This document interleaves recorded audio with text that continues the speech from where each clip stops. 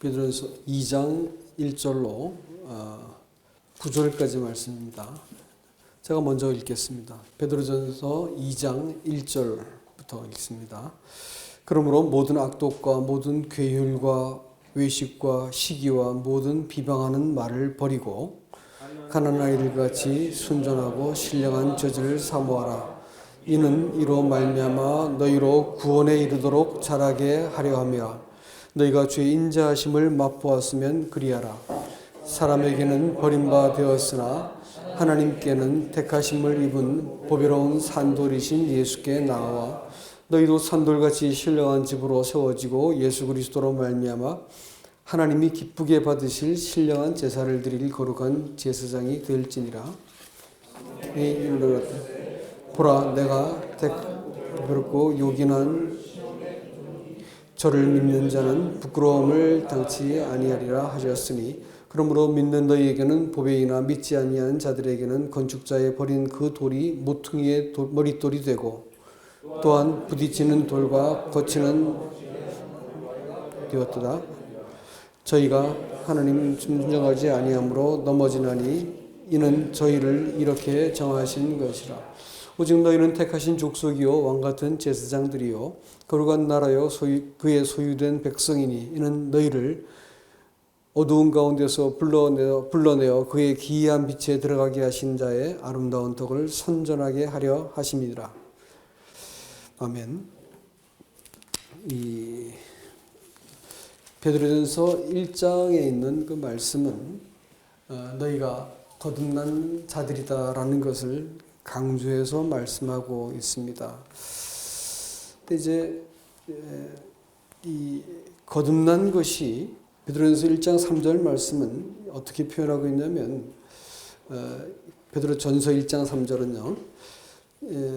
하나님이 그 많으신 긍휼대로 예수 그리스도의 죽은 자 가운데서 부활하심으로 말미암아 우리를 거듭나게 하사 산 소망이 있게 하시며 이렇게 말을 했습니다.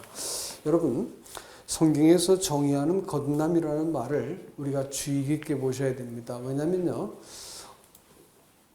죄 사함 받은 분들은 많이 계시고 또 죄 사함은 사람이 아무것도 이렇게 한 것이 없이 받는 것이기 때문에 사실 하나님을 잘 모르는 사람들도 죄 사함은 받은 겁니다. 그러나 하나님과 관계 맺지 않아서 그 하나님의 구원이 그들에게 이르지 않았을 뿐이지요.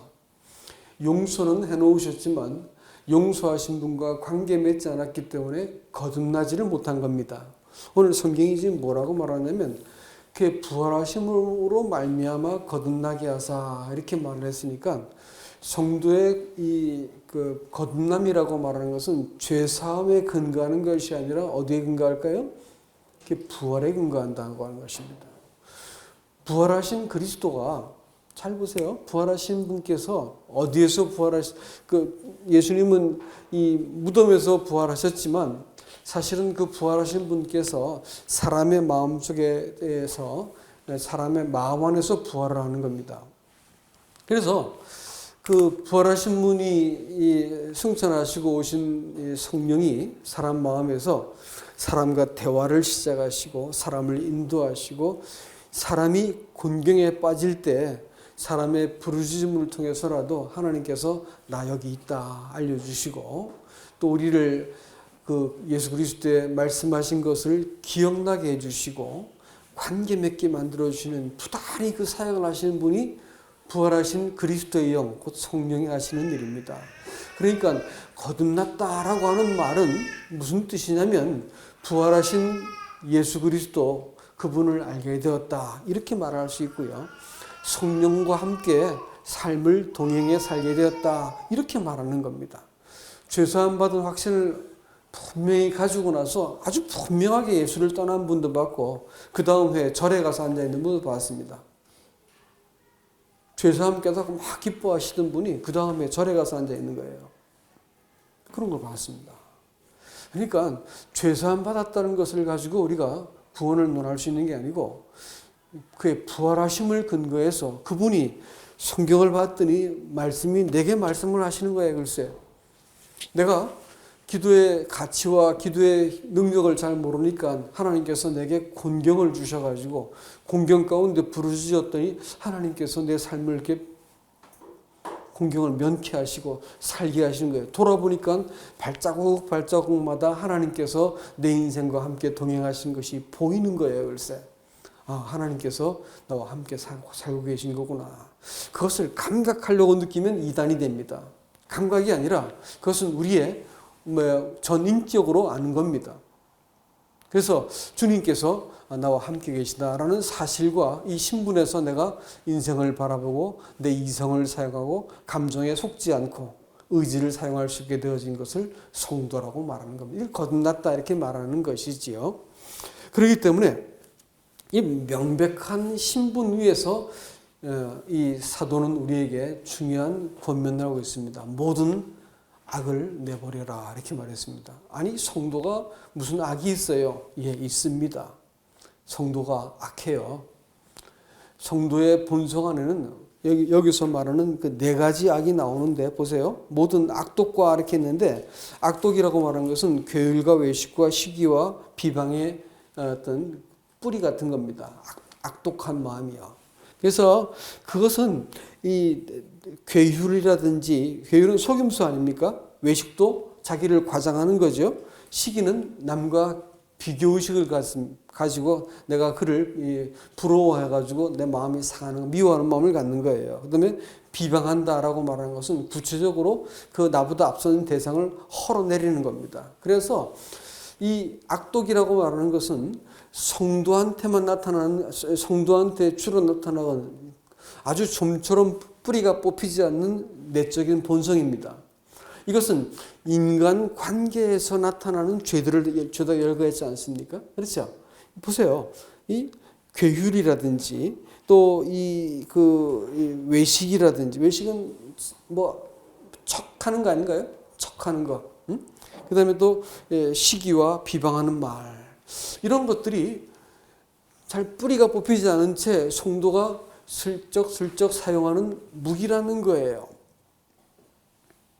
이것은 사실은 우리가 그리스도 바깥에 있을 때 거듭나지 않을 때는 이런 무기를 사람들이 아주 익숙하게 쓰기 때문에 거짓말을 슬쩍슬쩍 하고요.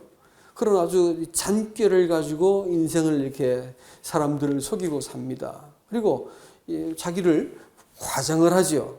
또 여자들은 심지어는 약해지면 눈물로 방어도 할 줄 압니다. 모든 신체를 가지고도 사람들을 속일 수가 있는 것이에요. 예? 이 위선을 떠는 겁니다. 그리고 이 시기심, 지치지 않는 사람의 내적인 이 모멘텀입니다. 예? 시기심. 또 비방하는 말들. 상대를 비판하고 비방해야만 자기가 옳아진다고 생각하는 사람들이 있기 때문에 사람들이 다른 사람을 씹기 위해서 모이는 것은 조금도 지치지 않고 메마르지 않는 셈입니다. 얼마든지 모이죠. 왜냐하면 10년 동안 통쾌하게 상대를 비방할 수 있지만 동시에 나는 그렇지 않아 라는 것들을 서로가 암묵적으로 공유하기 때문에 비판할 때 굉장히 기분이 좋아집니다.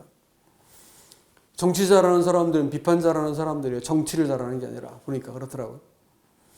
여러분, 이런 것들이 그리스도 안에 들어왔을 때도 여전히 이것을 버리지 않는 칼로 사람들이 쓰고 있다는 데 문제가 있는 거예요. 성경은 지금 그것을 버려라 이렇게 말합니다. 오히려 너희 11절에서는 나그네와 행인 같은 너희를 권하노니 육체의 정욕을 제어해라 이렇게 말을 합니다. 나그네와 행인이라고 하는 것은 우리의 신분을 다시 기억나게 했습니다.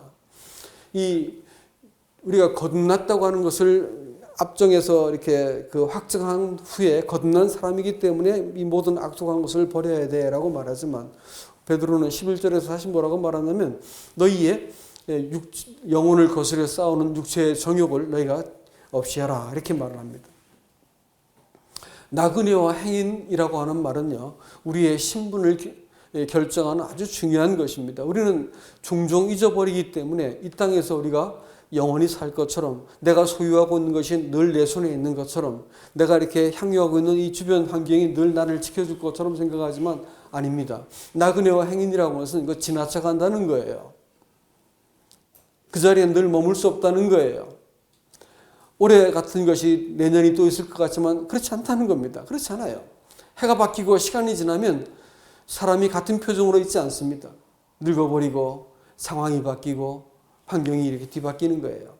우리는 시간을 여행하고 있는 중이기 때문에 나그네와 행인이 올시다. 가만히 두어도 목적지를 향해서 꾸역꾸역 밀려가게 되어 있는 거예요. 그렇기 때문에 여기서 영원히 살자처럼 그렇게 살지 말아라라는 거예요.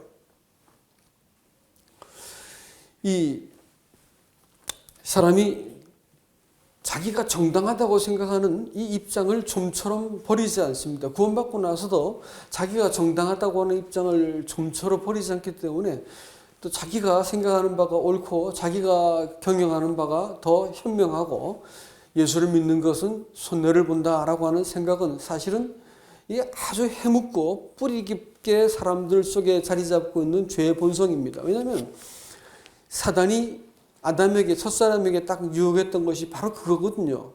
동산의 모든 나무 열매를 먹지 말라 하더냐 이렇게 말해가지고 마치 하나님께서 내 권리와 자유와 복을 그분이 나를 쪼다 취급을 해가지고 무엇을 제한하는 것처럼 여겼기 때문에 그래? 한번 따먹어 보지 뭐 이래가지고 하나님께서 금하신 것을 딱 저질러 버리는 것은 하나님이 내 인생을 뭔가 제한하시고 자유를 통제하시고 내가 누리는 행복을 누리지 못하게 만들 거야 라고 생각하는 이 생각을 딱 집어넣는 데는 사단이 명수고 사단이 가장 잘 사용하는 무기입니다.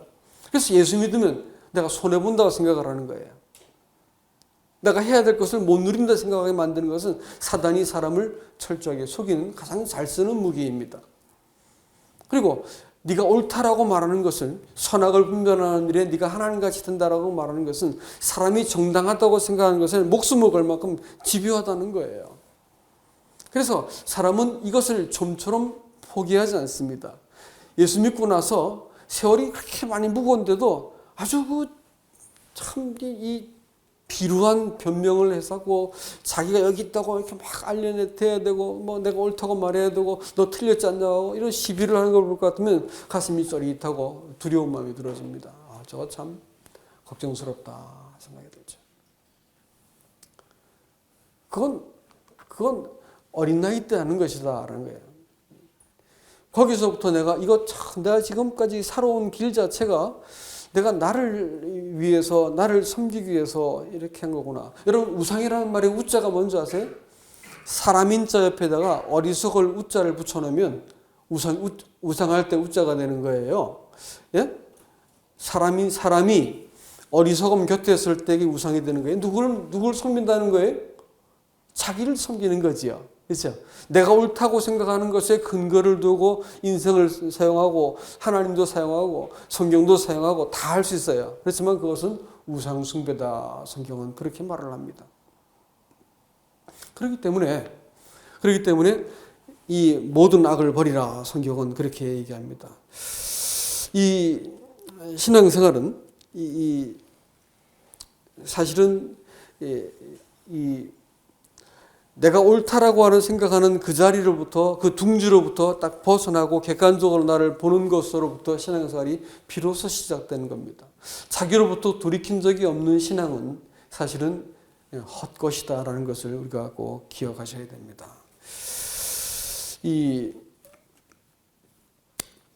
그 다음에 이 본문에서는 뭐라고 말하냐면 이 순전하고 신령한 젖을 사모하라 이렇게 얘기합니다. 구원받은 성도가 그러니까 거듭났다고 말하는 그것은 자라기 위한 가장 좋은 언어 아닙니까? 태어난 것이 전부가 아니라는 것은 잘 아시듯이 성경이 지금 우리에게 영적인 네가 지금 거듭난 자리가 전부가 아니고 나가야 할 바가 있다라고 말하고 내가 행인이라고 하고 삶의 과정이 있다는 것을 보여주면서 제일 먼저는 일단 너희 안에 있는 악독을 버려라라는 것을 말씀하시고 두 번째 순전하고 신령한 젖을 사모하라 이렇게 말씀하고 있습니다. 괴휼이라는 말의 반대가 순전이라는 말이죠. 순전한 젖을 사모하라 이렇게 했는데 사모하다는 것은 갈망하다, 사랑에 빠지다라는 단어입니다. 다시 말하면 이 주님을 아는 자의 그 아주 정당한 반응이 하나님 말씀에 대한 이 그 사모함이다라는 뜻이고, 이것이 사실은 하나님 말씀을 내가 사모하는 것이 그리스도인이 살 길이다. 성경은 지금 그렇게 말하고 있는 것입니다. 근데 이것을 사모하라라고 명령을 했다라는 것은 무슨 의미일까요? 저절로 되는 건 아니라는 뜻이군요. 구원받고 나서 또 저절로 자라는 건 아니라는 뜻입니다. 울지 않는 자에게 아이에게 젖을 주지 않는 것처럼 울어야 젖을 먹이지 않습니까? 말씀을 사모하지 않으면 절대로 말씀은 사람에게 주어지지 않습니다. 성경이 인격이라서 내가 말씀을 사모하는 자에게만 말씀을 열어주세요. 안 되면 우리한테 고난을 주어서라도 말씀을 찾게 만듭니다. 말씀을 사람이 말씀으로부터 공급을 받고 비침을 받고 힘을 얻는 것을 하지 못하면 사실은 죽은 자라고 말하는 것이고, 교회를 몇 년을 다녔던 그거 다 잃어버린 세월입니다. 그리스도인이 말씀과 더불어 동행하지 않고 살고 있는 것은 다 가짜입니다. 다 가짜. 100% 가짜입니다.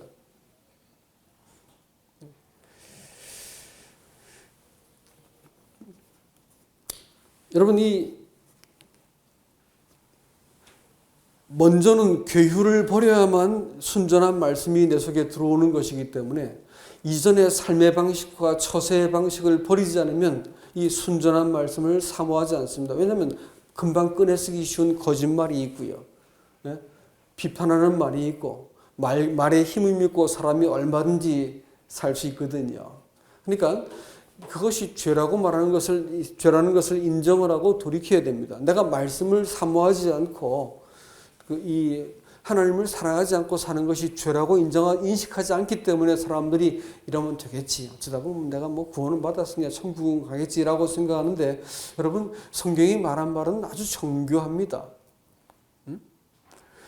성경은 오히려 주를 사랑하지 않는 자는 저주를 받을지어다라고 말했거든요. 영생이라고 자체가 하나님의 생명을 공유하는 것이고, 부부관계라고 말하는 그것이 삶을 공유하는 거거든요. 네 거 내 것이 없어지는 것이 결혼해서 부부관계가 된다고 하는 것이에요. 근데 그것을 내가 나누기 시작하면 빨리 이제 도장 찍어야죠. 하나님하고 나 사이, 사람 사이가 그런데 하나님하고 사람 사이가 하물며 이와 같지 않겠습니까? 하나님의 생명을 내 속에 살고 싶어 하신 것이 하나님이시고, 하나님이 넌 들어와서 내가 이 땅에서 살고 싶어 했던 그 고상한 뜻과 목적과 힘을 따라서 인생을 살아라라고 말씀하고 있는 거예요. 삶을 공유하는 겁니다. 그래서 뜻이 하늘에서 이루어진 것처럼 땅에서도 이루어지이다라고 말씀하시면서 우리가 하나님과 같은 뜻으로 같은 목적으로 삶을 살기를 바라시는 것이 영생이다라는 것이에요. 그런데 말씀을 사모하고 말씀을 가까이 대하지 않는 것이 죄가 아니라고 생각하는 것이, 이것이 문제입니다. 그리스도인이 말씀을 사모하지 않는다고요? 이상한 일이에요. 정말 이상한 일입니다. 그럴 수도 없고 그럴 수도 안 되고, 이건 말이 안 되는 소리입니다. 이것은 하나님을 속이는 것이죠. 관계를 속이는 것입니다. 사람 사이에도 관계를 이렇게 그어버리면, 부부 사이도 이 정도 선에서 너하고 나하고 살자 이렇게 되면 그때부터는 삶이 수고로워지고 서로가 징글징글해집니다. 피곤해지지요. 하나님하고 사람 사이에도 내가 여기까지만 너 구원해 줄게 이렇게 한다면 우리가 구원받을 수 있었겠어요? 내가 뭐 너 많이 참았다, 잊어보니까 안 되겠다, 후회한다 이렇게 하면 끝난 거 아닌가요? 근데 하나님 그렇게 하지 않으셨어요. 근데 사람은요, 선을 그어요. 내 이망치는 섬길 테니까 하나님이 더 이상 오지 마세요. 이건 내가 할게요. 이렇게 말하는 거예요. 이거는 얘기가 많이 달라지는 거죠. 관계를 속이는 겁니다. 신앙생활은 그래서는 안 돼요. 그렇게 믿어가지고는 교회를 아무리 좋은 교회를 아무리 열심히 다녀도 소용없습니다. 신앙생활은 하나님이 아까 찬송으로 고백한 것처럼 124편에서 내가 사는 것은 내 안에 그분이 당신이 사는 겁니다라는 고백이, 성도의 고백이 되기 전까지는 신앙생활은 사실은 거칠다라는 것을 기억하셔야 됩니다. 오히려 주의 인자하심을 3절 말씀해 볼 것 같으면 인자하심을 맛보았으면 그리하라 이렇게 말을 했습니다. 인자함이란 말은 구약 성경에서 일관되게 하나님의 백성들의 본성 가운데 있는 지식이죠. 헤세드라는 것입니다.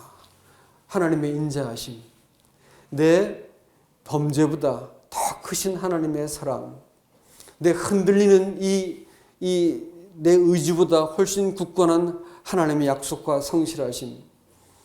나는 이만하면 하나님께서 나를 버리셔도 싸고 내가 이런 형벌을 받아도 싸라고 말하는 이 비천한 자리에서 나를 정죄하지 않고 꽉 끌어안아 주시는 분. 하나님의 인자하심을 경험해 본 사람들은 그 인자하심 때문에 내가 어떤 자리에서도 하나님 앞에 내가 넘어진 자리에서 하나님께 부르짖을 수 있고 그분 앞에 달려갈 수 있게 만드는 힘이 아니겠습니까? 그러면 세 번째로 우리에게 그리스도인들이 꼭 거듭난 사람이 가야 될 세 번째 길을 말하고 있습니다. 그것은 이 4절 말씀에서 사람에게는 버림받았으나 하나님께는 택하심을 받은 보배로운 산돌이신 예수께 나오라고 말하고 있습니다. 왜 나오냐면 너희도 산돌같이 신령한 집으로 세워지고 또 거룩한 제사장이 되게 하기 위해서다라고 했습니다. 예, 산돌이신 예수께 나오라 이렇게 얘기합니다. 여러분, 성도는 하나님의 집입니다. 하나님이 거하시는 처소라고요. 성도의 마음은 하나님이 거하시는 곳이고, 이렇게 성도들이 다 모여가지고 하나님이 그 안에 거하시는 하나님을 나눌 때 예배가 되고 간증이 되고 찬송이 됩니다. 아까 찬송을 부르는데 음부에 있는 자들은 하나님을 찬송할 수 없습니다. 이를 갈죠. 하나님의 통치에 대해서 더 이상 찬송할 수 없는 자리가 있습니다. 살아있을 때 시큰 찬양해야죠. 찬양한다고 말하는 것은 하나님에 대한 적극적인 긍정입니다. 그래서 내가 고난당할 때 찬송할 수 있으면 고난당할 때 기도하라고 말도 맞지만 고난당할 때 찬송하는 것이 더 맞는 말입니다. 이런 일들을 통해서 행하실 하나님 일들을 찬송합니다. 이러고 나면 하나님께서 서둘러 해답을 주지 않을 수 없을 겁니다. 찬송은 살아있는 자들만 할 수 있는 거죠. 예? 그래서 이 주의 인자하심을 맛본 자들은 하나님께 나가고 하나님께 나온 자들은 하나님께서 그 사람들을 그 산돌이신 예수께 나오라 이렇게 말했는데, 산돌인 리빙스톤 산돌이라고 말하는 것은 집을 짓기 위한 코너돌입니다. 코너돌은 최소한 두 이 벽이 만났을 때 벽의 딱 끄트머리에 이 밑에 깔리는 그 돌을 가지고 기초석이라 부르고 머릿돌이라 부르거든요. 근데 바로 그 단어를 사용해 가지고 그 성경은 예수님을 그 머릿돌이다, 또 기초석이다, 혹은 여기서는 산돌이다 이렇게 표현하고 있습니다. 이 집은 신령한 집이라고 말하는 것이고 하나님의 집이라고 말하는 것이고 몸된 교회를 이야기합니다. 여러분, 이 하나님께서는 그 성도들을 바로 당신이 거할 집이라고 말씀하시고, 교회는 하나님이 거하시는 집이 되어야 되기 때문에 풍성해지고 또 이 서로 사랑해야 되고 이 안에 또 영적인 분위기가 아름답고 따뜻해야 된다라는 것을 성경은 지금 말하고 있습니다. 그런데 말이죠, 예수님이 제자들한테 너희는 나를 누구라 하냐라고 물으신 다음에 주는 그리스도시요 살아계신 하나님의 아들입니다라는 대답을 듣고 나서 즉시로 내가 이 반석 위에 내 교회를 세우겠다라고 말씀하고 있습니다. 구원받았다라고 말하는 것은 교회로 그 사람이 세워지기 위해서 구원을 하신 것이다라는 것을 알 수 있습니다. 왜냐하면 베드로를 구원하실 때도 네가 장차 내가 너를 게바라 부르리라. 언제 불렀을까요? 게바라고? 게바라는 말이 반석이라는 말이거든요. 언제 불렀어요? 내가 이 교회를 세울 텐데 라고 말할 때 너는 게바라 이렇게 말씀하셨고, 내가 이 반석 위에 내 교회를 세운다 이렇게 말씀하셨거든요. 그러니까 사람이 구원받은 목적은 천당 가고 이 땅에서 마음 편하게 잘 살아라는 말이 아니고 뭘로 세워지기 위해서요? 교회로 세워지기 위해서입니다. 그래서 그분, 산돌이신 분을 근거로 해가지고 내가 행과 오를 맞추고 열을 맞추어 가지고 하나님 앞에 내가 서고 세워져 가는 사람이 되도록 하기 위해서라는 것입니다. 근데 사람들은 이 산돌을 버렸어요. 왜냐하면 자기들이 세상을 살아가기 위해서는 예수가 말씀하시는 대로 살면 인생을 못 살겠거든요. 그렇게 살면 쪼다가 되고 도태가 되고 그렇게 살면 인생을 참 재미없게 살 것 같고 가난하게 살 것 같고 비참하게 살 것 같거든요. 그러니까 그 산돌이신 예수를 버렸다 이렇게 말했습니다. 하지만 하나님께서는 그를 선택해서 머릿돌로 삼은 그 집이 있다는 거예요. 그걸 교회라고 부르는 겁니다. 그럼 교회는 누구의 통제를 받는 것이에요?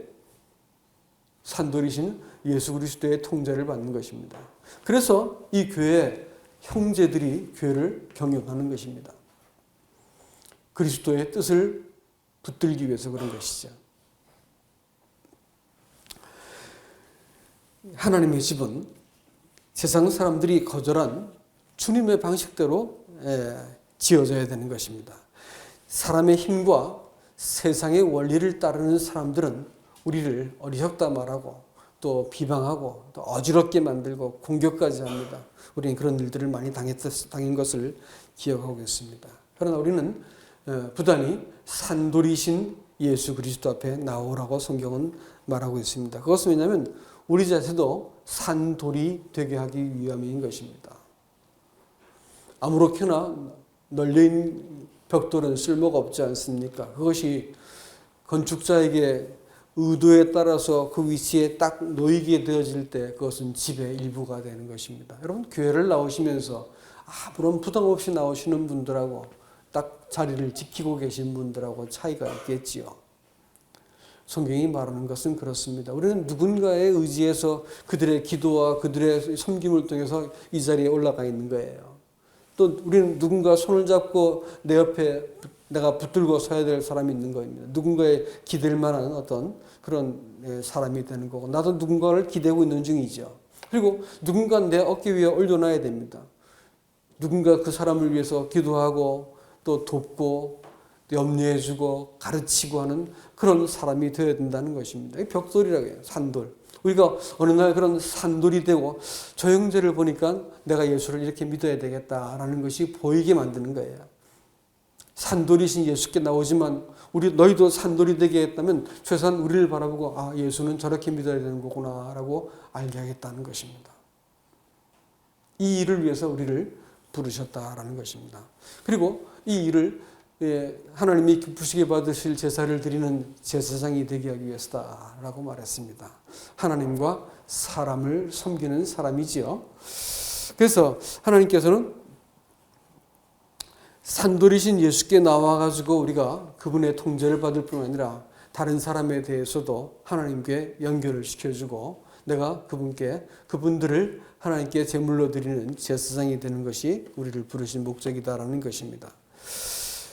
가만히 생각해 보면 여러분, 이 신앙생활이라고 하는 것은 너희가 산돌같이 신령한 집으로 세워지고 이렇게 말씀하신 것을 미루어 보았을 때 신앙의 싸움은 어디에 걸려 있냐면 소속에 걸려 있습니다. 내가 어디에 속했는가라는 문제를 우리가 잘 살펴보아야 됩니다. 구원이라고 하는 문제는 여러분 이 사람의 확신 속에서만 존재하는 것이 아니에요. 구원이라고 하는 것은 소속의 문제입니다. 그래서 흑암의 권세에서 건져가지고 하나님의 아들의 나라로 옮겼다고 말했고 구원이라고 하는 것을 주님께서 구체적으로 구체화시키기 위해서 이것이 영역과 이 영역의 문제라는 것을 보여주시기 위해서 그리스도의 몸 안으로 침례를 시켜주고 그 몸 안에서 그리스도의 몸을 먹게 만들고 이렇게 표현을 하면서 그리스도의 안으로라는 표현을 쓰고 있지 않습니까? 마찬가지로 이 구원받았다고 하는 그 사실은 내가 그리스도 안에 있다라고 하는 것을 내가 인정을 할 때 그리스도 안에서 내가 이 소속되어 있다고 하는 사실 안에서 내가 나 자신이 발견되는 문제를 생각해야 됩니다. 내가 세상에서 발견될 것인가 그리스도 안에서 발견될 것인가 그리스도 안에 내가 서서 세상을 바라볼 것인가 세상 편에서 서가지고 그리스도를 바라볼 것인가는 전혀 다른 얘기입니다. 신앙생활의 중요한 마스터 키예요. 내가 어디에 속한 사람으로 살 것이냐.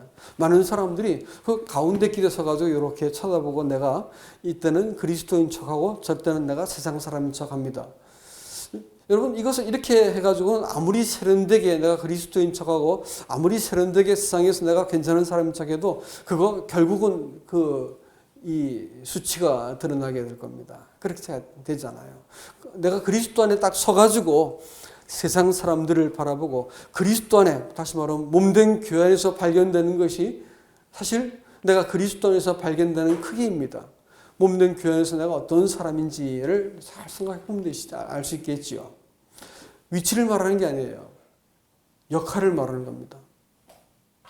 내가 지금 교회에서 어떤 사람인가 생각해 보시면 되겠죠. 성경이 말하는 바는 명확합니다. 교회를 말씀하시고 나서 내가 사흘 만에 죽었다가 사람들 손에 이렇게 내가 팔려가지고 내가 죽을 것이다. 그리고 내가 사흘 만에 일어날 것이다 라는 말씀을 딱 하셨어요. 여러분 잘 보세요. 그리고 나서 아주 중요한 말씀을 하시는데 뭐라고 말씀하시냐면 너희가 너희 생명을 얻고자 하면 잃을 것이고 나를 위해서 너희 생명을 잃으면 반드시 얻을 것이다 라고 하는 이 아주 뚜렷한 말씀을 하세요. 신앙생활에 있어서 이것을 사람들이 많이들 간과하시는데 이거는요 정말로 중요한 문제입니다. 이 적대적인 세상에 속해가지고 내가 아무리 헌신을 하고 공부를 하고 다 해도 나중에 신앙을 쓱 버리는 분들이 계시더라니까요. 결국은 신앙은 어디에 내 다리를 딛고 내 정체성과 내 소속을 어디다 두는가의 문제이기 때문에 내가 그리스도 안에 설 것 같으면 세상이 나를 미워하게 돼 있고요. 세상이 나를 미워하지 않고 세상이 편하다 싶으면 하나님의 미움을 받는 사람인 것을 기억하시기 바랍니다. 세상은 그렇게 이 그리스도 안에 있는 사람들에서 우호적이지 않습니다. 반드시 미워하게 되어 있습니다. 세상이 나를 미워하지 않으면 내가 세상 편에 속한 사람이기 때문에 그렇습니다. 그럴 리가 없죠. 그렇지만 온 천하를 놓고도 네가 생명을 잃으면 무슨 소용이 있니? 이렇게 말씀하셨어요. 우리는 잠시 후에 우리의 호흡이 떨어져 버릴 때 생명을 잃어버릴 것입니다. 호흡과 생명은 다른 거 아시죠? 네? 호흡과 생명은 다른 거예요. 사람들은 목숨을 생명이라고 하는데 아닙니다. 호흡은 이 땅에 살 동안 필요한 것이고 생명은 조회거든요. 하나님께서 사람에게 부여한 것이에요. 호흡 떨어지면 생명이 없어질까요? 없어지지 않습니다. 호흡 떨어지고 나면 생명은 둘 중에 하나를 선택해서 하게 돼, 선택이 아니라 하나의 운명적으로 하게 돼 있는 거예요. 그러니까 이 땅에서 내가 호흡하고 있는 동안 생명을 붙들고 있죠? 그러나 호흡 떨어지면요. 생명은 더 이상 내 통제를 벗어나는 겁니다. 그게 그렇게 무서운 거죠. 근데 그 생명을 잃어버릴 수 있다는 거예요. 언제 잃어버린다고요? 이 땅에서 내가 살고자 하기 때문에 하나님을 잃어버린 사람들을 말합니다. 그러면 내가 호흡이 떨어질 때 생명도 잃어버린다고 하는 것입니다. 무서운 얘기죠. 근데 성경이 지금 말하는 그것은 그리스도 안에서 발견되어야 된다는 것을 이렇게 강조하고 있습니다.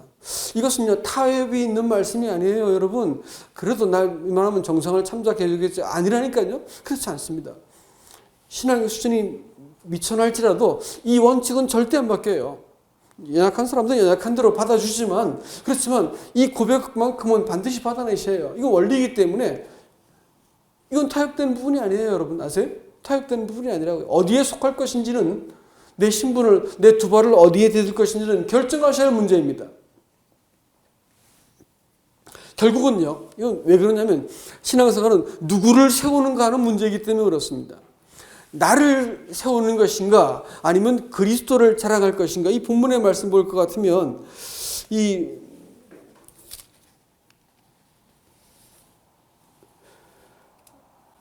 6절 말씀 보면 보라 내가 택한 보배롭고 요긴한 모퉁이 돌을 시온에 두노니 저를 믿는 자는 부끄러움을 당치 아니하리라 하셨으니 그러므로 믿는 너에게는 보배이나 믿지 않은 자에게는 건축자의 버린 돌이 모퉁이의 머릿돌이 되고 부딪히는 돌과 거치는 반석이 되었다. 이렇게 말했죠. 잘 보세요.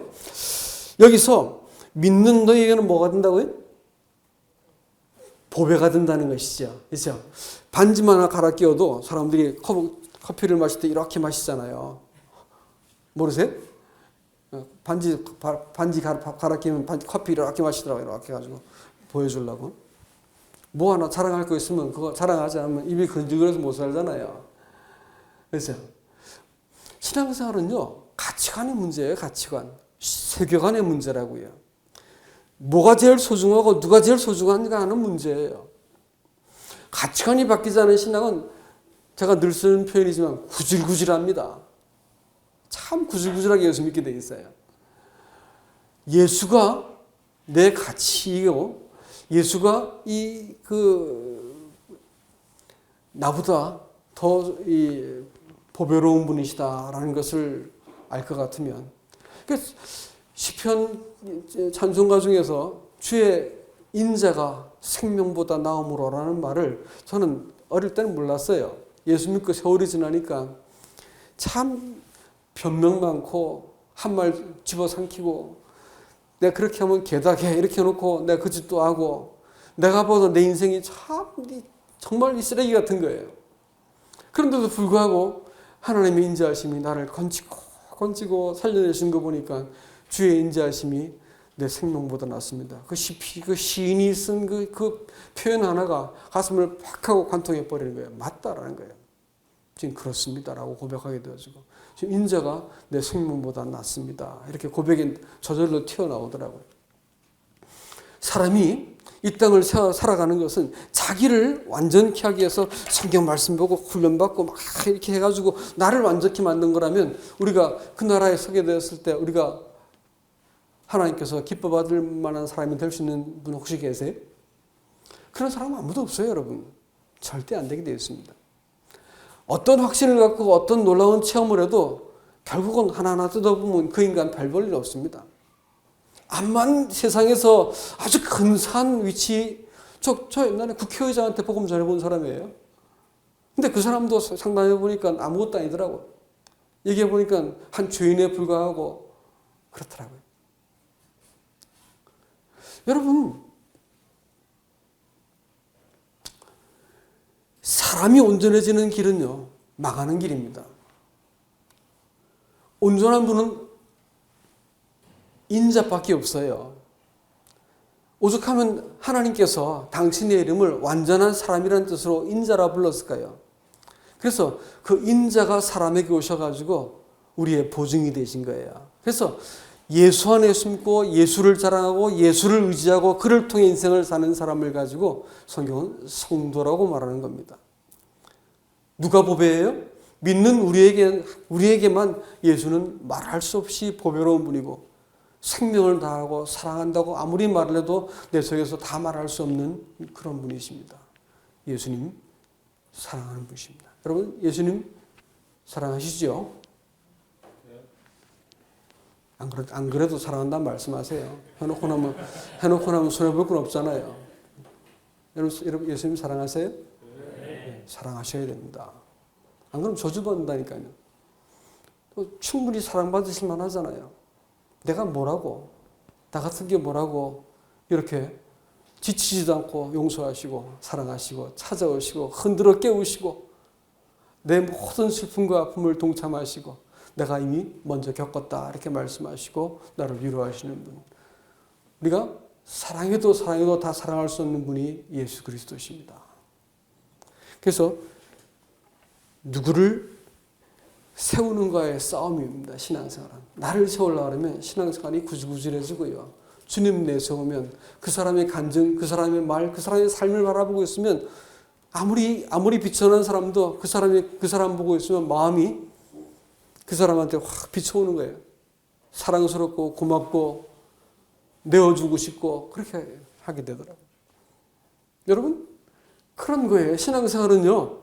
예수를 자랑하고 예수를 보배로 알고 예수를 앞세우는 사람들이 신앙생활하는 것입니다. 내가 아니라고요.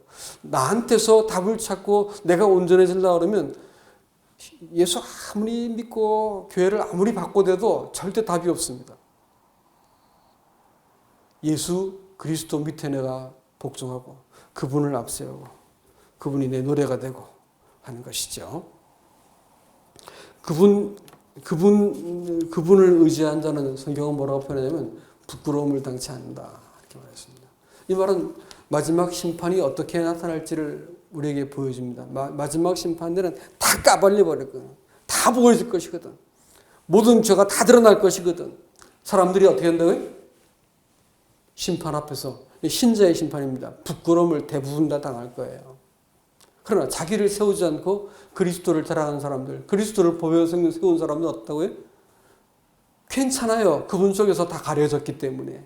그렇기 때문에 부끄러움을 당하지 않는다. 문자적으로는 당황할 일이 없다. 이렇게 말했습니다. 이 복을 여러분께서 다 누릴 수 있기를 바랍니다. 그렇게 하지 못한 사람들은, 대부분의 사람들은 예수 그리스도가 부딪힐 바위와 넘어지게 하는 이 돌이 될 것입니다. 이 본문에서 뭐라냐면 부딪히는 돌과 거치는 반석이 되었다. 이렇게 지금 얘기하죠. 부딪히다라고 하는 말은 재밌게도 뜻이 배신의 기회라는 뜻입니다. 배신의 기회. 예수님은 온유하신 분이기 때문에 배신하기 딱 좋으신 분이십니다. 얼마든지 속여 먹을 수 있을 것 같고 그런 분이세요. 우리를 위협하는 분이 아니시기 때문에 그렇습니다. 교회에서 만일 그렇게 믿으면 휴거 안 될 줄 알아 이렇게 하면 사람들 예수 잘 믿어요. 그래서 우린 그렇게 하지 않죠. 왜냐하면 교회를 섬기는 모든 도리는 나실인들, 주님이 사랑하기 때문에 자발적인 동기로 주를 섬기는 사람들이 교회에 있어야 되기 때문에 봉사하기 싫은 사람들은 절대로 봉사를 시켜서는 안 됩니다. 빠져야 되죠. 그러나 주를 사랑하는 사람들은 봉사를 하는 겁니다. 주를 섬기는 일들을 하는 것이죠. 주일날 식탁을 우리가 부담 없이 먹고 있지만 자매님들의 이 사랑스러운 깊은 헌신 때문에 우리가 밥을 먹고 있는 건들 감사하셔야 됩니다. 인사를 한 번씩 꼭 해주세요. 식사하고 나서 감사합니다 이렇게 인사를 한번 해주시는 게 좋겠습니다. 그래서 이 넘어진다는 것은 거추장스럽다라는 말이고요. 그렇기 때문에 자기 집을 지으려고 하는 사람들은 주님과 그 말씀이 늘 거추장스럽고 배신하고 싶어지는 것이다 라는 것을 알 수 있습니다. 인생은 자기 집을 짓는 게 아니고요. 우리가 하나님의 집을 짓는 사람들의 일부가 되는 것이다 라는 것입니다. 말씀을 이제 맺고자 합니다. 여러분, 성도는 이 신분 위에 신분을 잘 기억하고 신분 위에서 처신하는 사람입니다. 열심을 많이 내는 사람이 아니고요. 체험을 많이 하는 사람도 아니고요. 성도는 이 신분을 잘 기억한 사람입니다. 그러면 이 신분 위에서 처신을 할 수 있게 되어지거든요. 처신이야 2살 먹은 아이는 2살 먹은 처신이 있는 거고 30살 먹은 사람은 30살 먹은 처신이 있는 거고 노인들은 노인의 처신이 있는 거 아니겠습니까?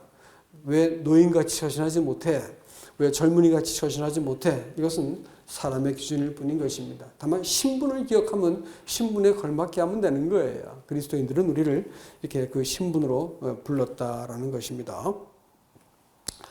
그리고 우리를 이 본문의 말씀에서 너희는 택하신 족속이 왕같은 제사장이요 거룩한 나라요 소유된 백성이니 너희를 어두운 데서 불러내어서 그의 기이한 빛에 들어가게 하신 자의 아름다운 덕을 선전하게 하랍니다. 이렇게 말씀하고 있습니다. 이 신분을 붙드는 그것을 위해서 살게 만들었지만 신분을 잘 붙들 수 있는 방법을 말씀해 주고 있네요. 그것은 예수 그리스도의 덕을 선전하는 것이다 라는 것입니다. 이 덕을 선전한다라는 말은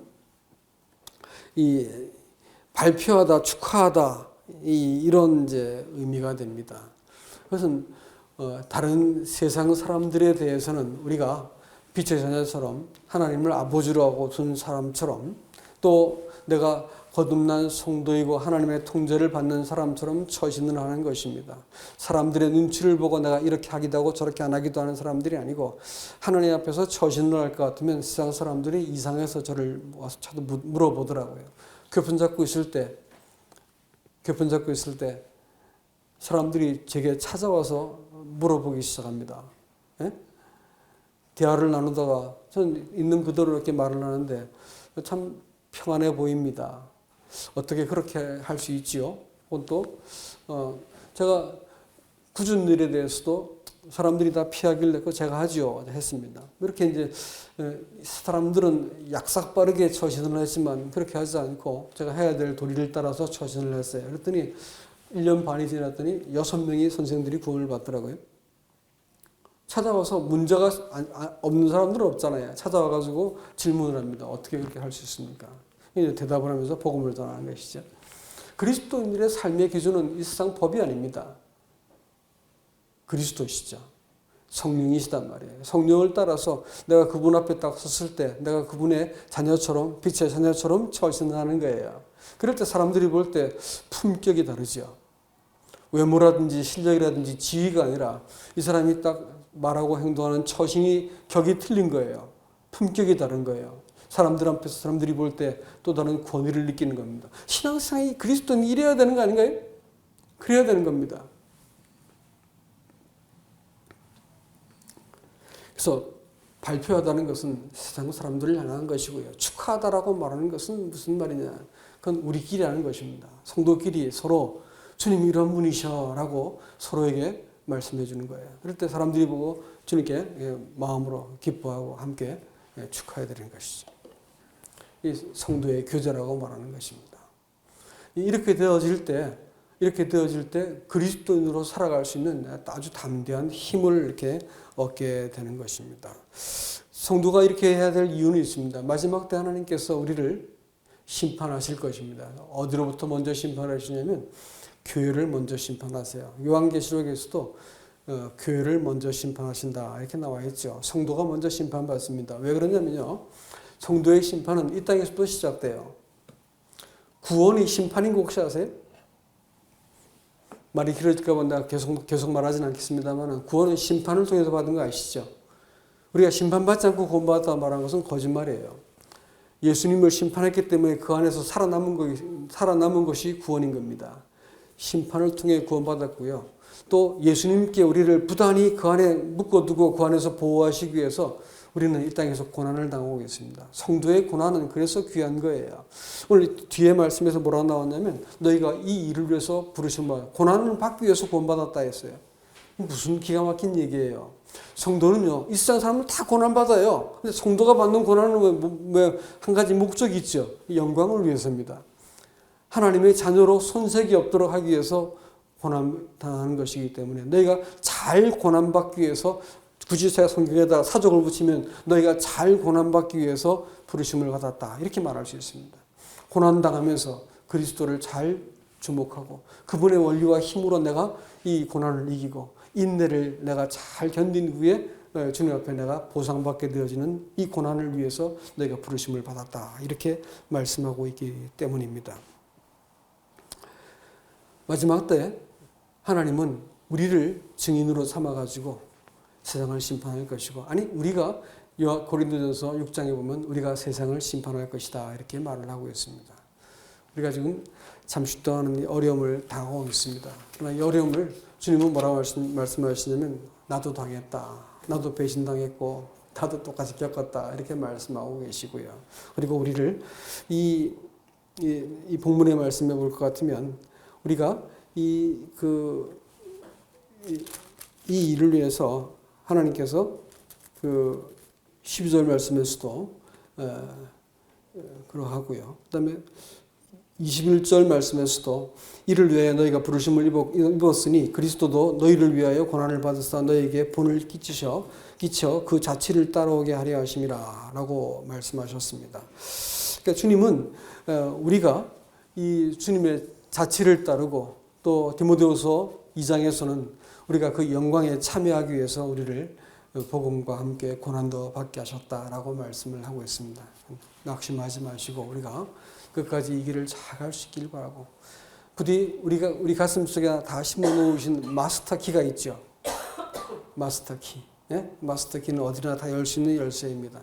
주님이십니다. 우리가 주님 안에 서 있다고 하는 이 신분을 잊지 않고 문제를 바라보시고 내가 그동안 익숙하게 들고 있던 무기를 다 내려놓으시고 항복하려면 제대로 하셔야지. 무기를 내려놓으시고 예수 그리스도가 내 자랑할 것이고 내 힘이고 내 무기고 것입니다. 이렇게 고백하고 내가 삶을 대처하셔야 됩니다. 그래야지 세월이 지날수록